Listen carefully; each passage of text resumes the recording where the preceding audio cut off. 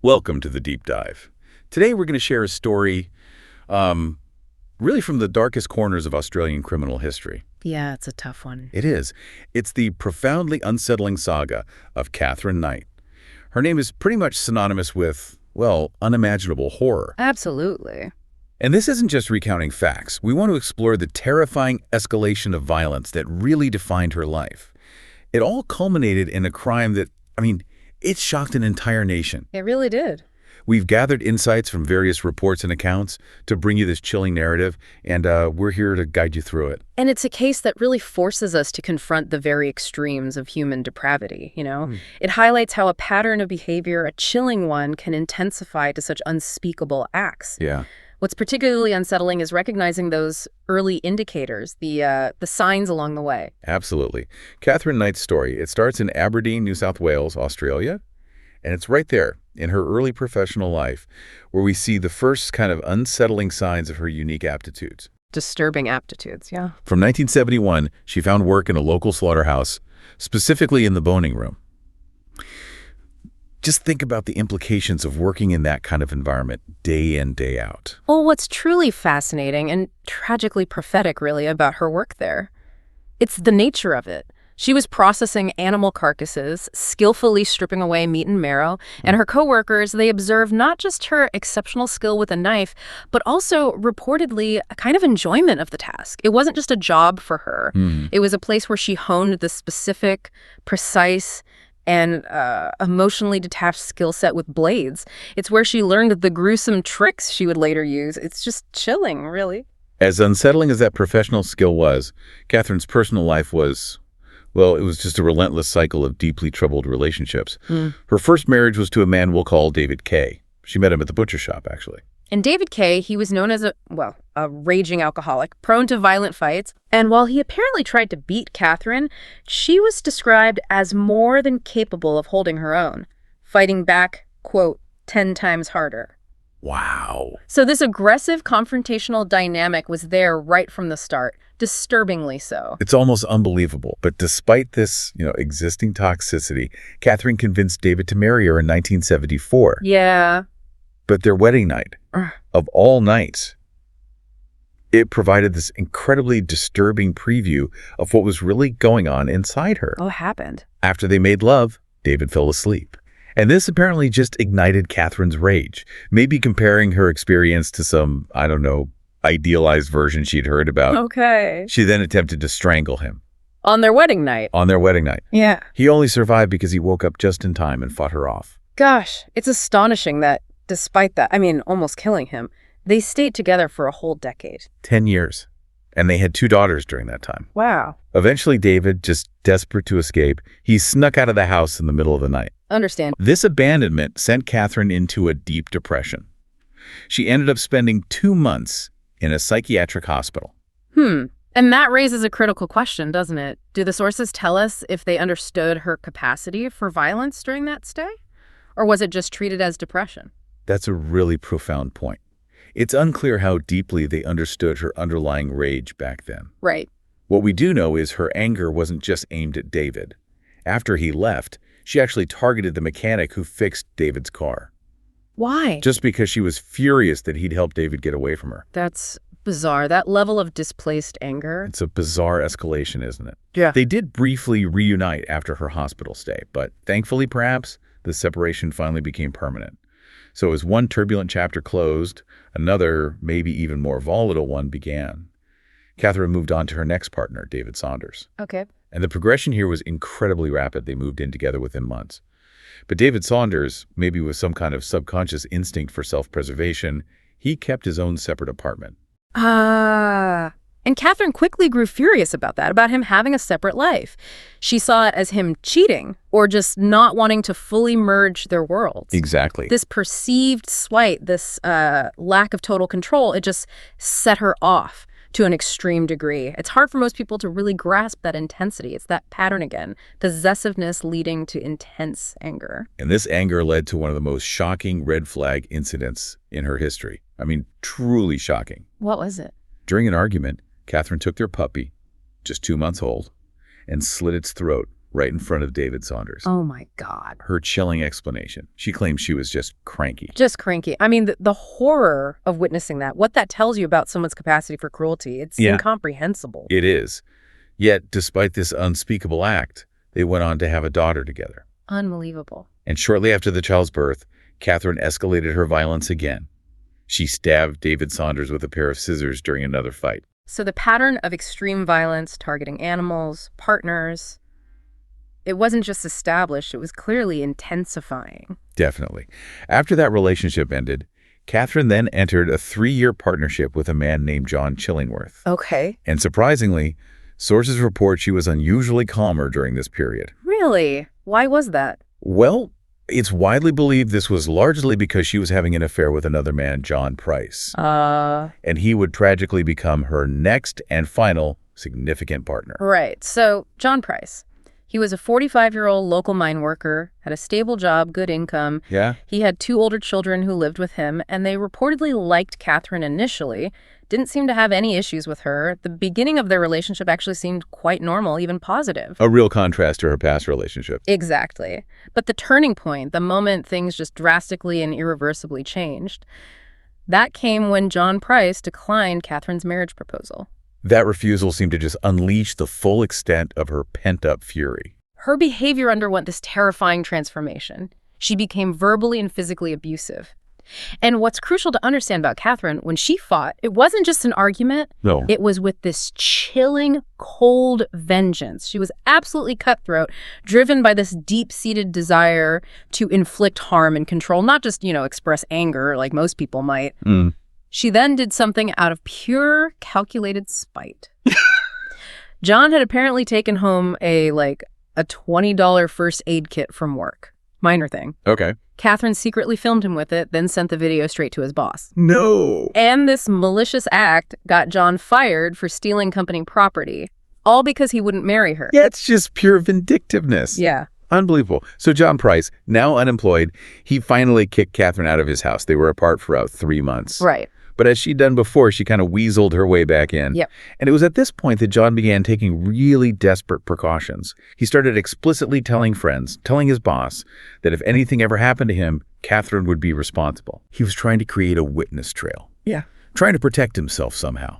Anticipating something terrible. Yeah. And it raises that important question for us, doesn't it? How much can individuals really do to protect themselves when they're facing someone so relentless and manipulative? Someone who seems to exploit every gap in the system. It's a critical point, and it's something we see too often in these cases. He even called the police to get her removed, but they told him, he needed a court order. Right. Then, in February 2000, there was another violent fight, and Katherine stabbed John in the chest. Again. And then, in this almost unbelievable twist, she went to the police and took out a restraining order against him, claiming self-defense. Wow. The manipulation is just staggering. And it's vital to grasp that despite these restraining orders, no matter who got one, they always ended up back together somehow. Always. John's premonition of his death was chillingly accurate. He explicitly warned his coworkers, his boss. It was almost like a final plea. If anything ever happens to me, Katherine will kill me. He was open about his fears, clearly trying to make sure that if he vanished, people would know exactly who was responsible. His foresight, while so tragic, is just a testament to the severity of the threat he knew he was facing. So now we arrive at the night of the murder, February 29, 2000, a leap year day. John Price came home from work, went through his usual routine, checked in with neighbors, went to bed around 11 p.m., probably just hoping for a peaceful night. You'd think. Katherine came home shortly after he was asleep. She made herself dinner, watched some TV, took a shower, then went up to bed. Okay. She actually woke John up. They had sexual relations. Okay. And then John went back to sleep, completely unaware of the horror that was literally minutes away. And what's chillingly revealed later is that Katherine kept a butcher's knife. Not just somewhere accessible, but in her bedside drawer. Right next to the bed. Right there. That detail just screams premeditation, doesn't it? This wasn't some sudden snap. It feels planned. And this, where everything just went irrevocably, sickeningly wrong. We don't know the specific trigger, if there even was one in that exact moment, but something happened. Yeah. Katherine took that butcher knife from her nightstand and stabbed John Price 37 times. 37. God. According to the blood evidence, John clearly tried to fight back, tried to make a desperate run for it, but he succumbed to his wounds right there in the bedroom. Immediately after killing him, Katherine took a bunch of pills and just laid down. Maybe attempting suicide, maybe just putting on a calculated show for when the police arrived. We don't really know her true intention there. No. What we do know is that she also took John's wallet, and at midnight, she used his bank card to withdraw $1,000. And that money was never found. Never found. Investigators think she might have buried it somewhere. Just another chilling detail of her cold-blooded actions after the murder. So the next day, John doesn't show up for work. And remembering his urgent, almost prophetic warnings, his coworkers did exactly what he'd asked them to do. They called the police. They called the police. When the police arrived at the house, they found John's truck there, but nobody answered the door. Right.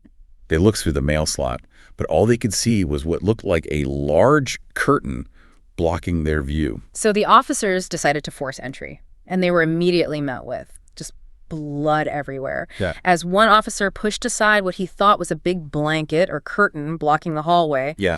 he looked down and realized his arm was completely covered in blood. Oh, no. The curtain, to his absolute horror, wasn't fabric at all. It was human skin. Oh, my God. Hanging from butcher hooks on the doorframe, the sheer depravity of that initial discovery, it just set the tone for what was inside. And the scene only got worse from there. On the ground in the lounge room, Yeah. a headless torso, the walls, the floor, just absolutely drenched in blood splatters. A scene of just unspeakable violence. And in the kitchen, amidst all the gore, officers found plates set out. Prepared food, vegetables, cooked meat. Prepared food. Yeah. And then upstairs, they heard this faint snoring sound. They found Katherine on the bed, unresponsive, likely from the pills she'd taken. So they carried her outside onto the lawn. They did.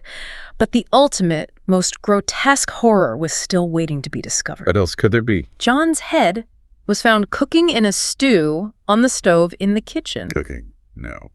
Forensic investigators arriving noted this sweet smell of decomposition already in the house. Grim detail. The blood spatters, they meticulously told the story. But what did they show? John was stabbed first in bed. He tried to reach a light switch. He crawled down the hallway. The spatters get lower and lower, showing him weakening. He made it to the front door, desperate to escape. He almost got out. Almost. But then there's evidence of dragging. Blood shows he was pulled back to the lounge room. That's where the largest pool of blood was found. That's where he was skinned. This is where her slaughterhouse tricks came into play. Exactly. She expertly skinned him, placed his skin onto the carpet. An outline on the floor actually indicated his head was still on his body when he was skinned. Just adding another layer of macabre detail. Forensic analysis determined she then cut off his head, carried it to the kitchen, leaving a fresh blood trail, and put it in that pot on the stove. It's just beyond comprehension. And the final, most disturbing detail, the one that truly highlights her depravity. A large piece of muscle from Dawn's back was meticulously cut into 5 mini steaks. Mini steaks, cooked at 350 degrees for 45 minutes. 4 plates were set with name cards of their children. No. She planned to feed them. The implication was horrifyingly clear. She planned to feed them their own father. The 5th piece of meat was set aside for the dog. This wasn't just murder. It was some kind of calculated, perverse ritual. Katherine was immediately detained, obviously, but she remained in a coma for 4 or 5 days, so they couldn't question her right away about this unspeakable act. When she finally woke up, she initially claimed, maybe predictably, to have no memory of what happened, a common tactic. Right. Eventually, though, she did admit to killing John. But she tried to blame him, citing abuse throughout their relationship. Though she never provided a clear, consistent story of what actually happened that night, her narrative kept shifting. And her own brother's testimony was damning. Katherine had explicitly told him beforehand that she intended to kill John and then act crazy to get away with it. Which is precisely what she attempted to do throughout the legal process. In court, she initially pleaded not guilty. Right. But then, midway through the trial, she abruptly changed her plea to guilty. No explanation. Why? Well, the judge was astute. He recognized it as a calculated maneuver. She was likely planning to appeal later, claiming she was insane at the time she entered the guilty plea, and therefore not in her right mind. Wow. That calculated intelligence, even amidst such barbarity. It's truly chilling. It is. However, psychiatric evaluations unequivocally determined she was in her right mind, despite the horrifying nature of her actions. She was deemed mentally competent, fully aware. And her courtroom behavior just reinforced that, didn't it? Absolutely. She was initially emotionless, then suddenly started screaming and rocking, attempting to feign insanity. But observers, including the judge, saw right through it. It was a transparent act, a desperate attempt to manipulate and evade justice. The verdict was clear and historic. Katherine Knight became the first woman in Australia to receive a life sentence without the possibility of parole. Her appeal in 2006 was unequivocally rejected. Judges described her crime as the worst thing they had ever seen, a chilling testament to its unique brutality. Yeah. Psychologists who examined her determined the killing and dismemberment weren't spontaneous rage. They were meticulously premeditated, an act of revenge. They concluded she derived a kind of perverted pleasure from her actions. Perverted pleasure. Yeah, and that phrase, perverted pleasure, it isn't just about enjoying the act itself. Psychologists often link it to a profound sense of control and dominance, where the victim is reduced to an object. That kind of detachment, combined with the premeditation, really shifts the crime from a spontaneous outburst to a calculated act of ultimate, horrific power. Today, Katherine Knight remains in prison. Reports say she attends church, sings in a women's choir, described by some as a boss bitch who calls the shots within the prison hierarchy. And the lingering mysteries persist. What truly triggered her that specific night? What did she do with that $1,000 she withdrew? She has never spoken about the crime itself, leaving us with this enduring, terrifying enigma. This case, it really challenges our understanding of human behavior and, frankly, the limitations of protective measures. Despite John Price doing everything he was supposed to do, warning friends, his boss, trying to involve the police, the tragedy still happened. He did everything right. His meticulous efforts to warn others, while so tragic in their failure, they highlight a critical challenge.